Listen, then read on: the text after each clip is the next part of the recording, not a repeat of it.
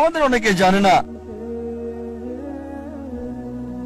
জীবনের উদ্দেশ্যটা কি।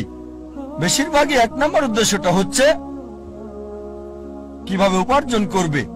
অধিকাংশ লোককে জিজ্ঞেস করবেন, তাদের সঙ্গে কথা বলে দেখবেন 1 নম্বর চেষ্টা হচ্ছে জীবিকার ব্যবস্থা করা। তারা জীবিকার ব্যাপারে বেশি সচেষ্ট, কিভাবে জীবন চালাবে। তাদের উপার্জনের উপর ভিত্তি করে জীবন ধারণ করে থাকে। তারা কি খাবে, কি পড়বে, কোথায় বাস করবে, কোন স্কুলে পড়াশোনা করবে, কোন স্নাতক ডিগ্রি নেবে, সবকিছু উপার্জনকে ঘিরেই হচ্ছে। আর এরা চিন্তা করে যে যদি বেশি টাকা উপার্জন করতে পারে তাহলে জীবনের লক্ষ্য অর্জন করে ফেলেছে। যেমন আমি যথাযথ হওয়ার উদাহরণ দিলাম। আমাদের অধিকাংশই কি করি, পাখির চোখ নিশানা না করে কি করি, আমরা শূন্যে গুলি করে দিই আর চারপাশের বিষয়গুলো টেনে আনি নিশানা ছাড়াই গুলি করে দেই। কোন একটা বিষয়ে গ্রাজুয়েশন করি, তারপর যখন বলা হয় কেন এই কোর্স নিয়েছো তুমি, ও আমি তো ভাবিনি। তারপর বিশেষত্ব খোঁজে, আরো বেশি বিশেষত্ব খোঁজে, তারপর চেষ্টা করে যাচাই করে কেন এই কোর্স নিয়েছে। দেখবেন লোকে প্রথমে চিন্তা করে কত উপার্জন করবে, আর উপার্জনের ভিত্তিতে সে সিদ্ধান্ত নেয় কিভাবে তাদের জীবন যাপন করবে। এটা শূন্যে গুলি ছোঁড়ার মতো আর পাখির চোখে নিশানা করার চিন্তা করা। প্রথমে দেখতে হবে আমাদের কেন্দ্র কোনটা, কোনটাকে ভিত্তি করে আমাদের জীবন আবর্তিত হচ্ছে। আমাদের গন্তব্য নির্ধারণ করতে হবে আমাদের কেন্দ্র কোনটি। মানব জাতির জন্য সবচেয়ে গুরুত্বপূর্ণ গন্তব্য আল্লাহ কেন্দ্রিক হতে হবে। তার উদ্দেশ্য, তার লক্ষ্য হতে হবে আল্লাহ সুবহানাহু ওয়া তাআলা এবং সর্বশেষ চূড়ান্ত নবী মুহাম্মদ সাল্লাল্লাহু আলাইহি ওয়াসাল্লাম।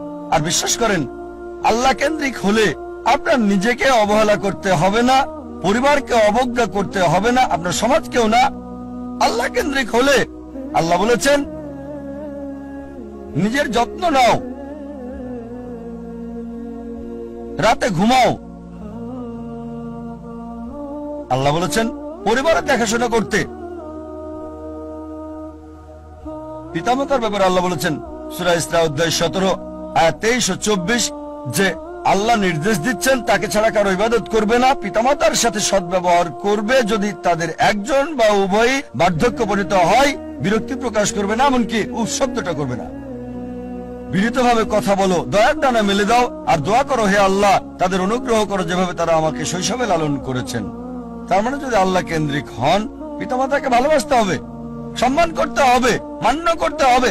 যদি তারা আল্লাহ এবং রাসূলের বিরুদ্ধে যায় সেক্ষেত্রে মানবে না, তারপরও ভালোবাসা সহানুভূতি থাকতে হবে। সূরা লোকমান অধ্যায় 31 আয়াত 14 এবং 15। যদি আল্লাহ কেন্দ্রিক হন তার মানে এই না যে স্ত্রীর খোঁজ খবর নেবেন না। একটা হাদিস আছে প্রিয় নবীজি মুহাম্মদ সাল্লাল্লাহু আলাইহি সাল্লামের, আহমদ ইবনে হাম্বল, হাদিস নাম্বার 7396। আমাদের নবীজি মুহাম্মদ সাল্লাল্লাহু আলাইহি সাল্লাম বলেছেন মুমিনদের মাঝে সেই সবচেয়ে উত্তম যে তার পরিবারের সাথে ভালো, বিশেষ করে স্ত্রীর সাথে। আল্লাহ কেন্দ্রিক হলে পরিবারকে অবহেলা করতে হবে না, সমাজকে অবহেলা করতে হবে না। আল্লাহ বলেন সূরা মাউন অধ্যায় 107 আয়াত 1 থেকে 7 যে প্রতিবেশীর হক আদায় করো, প্রতিবেশীকে সাহায্য করো। প্রিয় নবী মুহাম্মদ সাল্লাল্লাহু আলাইহি ওয়াসাল্লাম বলেছেন, এই হাদিসটা আছে সহিহ বুখারীতে ভলিউম 1 বুক অফ ফেথ হাদিস নাম্বার 13 যে সে কখনোই পূর্ণ মুমিন নয় যদি তার ভাইয়ের জন্য তা পছন্দ না করে যা সে নিজের জন্য করে থাকে। তার মানে অন্যদেরও দেখাশোনা করতে হবে। তাই আল্লাহ কেন্দ্রিক হওয়া মানে এই না যে সবকিছুকে অবহেলা করে ভিখারির মতো জীবনযাপন করতে হবে। তবে কেন্দ্র হবে আল্লাহ। আল্লাহ যদি সম্পদ দেন সেই সম্পদকে আল্লাহর রাস্তায় ব্যয় করেন। আল্লাহ সুনাম দিলে আল্লাহর রাস্তায় সেটা ব্যয় করতে হবে। আল্লাহ আপনাকে গুণ দিলে, আল্লাহ আপনাকে অনুগ্রহ দিলে আল্লাহর রাস্তায় সেটাকে ব্যয় করেন।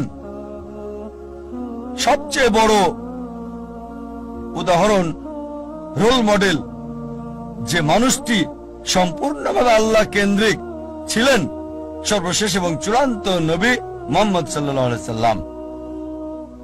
আমাদের প্রিয় নবী মুহাম্মদ সাল্লাল্লাহু আলাইহি সাল্লাম সবচেয়ে বড় উদাহরণ। তিনি সবকিছুতে আল্লাহ কেন্দ্রিক ছিলেন। আর তিনি শুধু মুসলিম জাতির জন্যই আসেননি, সমগ্র মানব জাতির জন্য রহমত স্বরূপ। আল্লাহ কোরআনে বলেন সূরা আম্বিয়া অধ্যায় 21 আয়াত 107, ওয়ামা আরসালনাকা ইল্লা রাহমাতাল লিল আলামিন। আমি তো তোমাকে অবশ্যই সমগ্র মানব জাতির রহমত হিসেবে প্রেরণ করেছি, সমগ্র সৃষ্টির রহমত হিসেবে, সমগ্র পৃথিবীর জন্য রহমত। একজন মানুষের জন্য সবচেয়ে ভালো উদাহরণ, যার জীবনের সবচেয়ে ভালো উদ্দেশ্য ছিল। মানব জাতির সবচেয়ে বড় উদাহরণ একজন মানুষের জন্য, বর্বর জাতিকে যিনি মানব জাতিতে রূপান্তরিত করেছেন, যে মানুষটা মানব জাতিকে বদলে দিয়েছিলেন।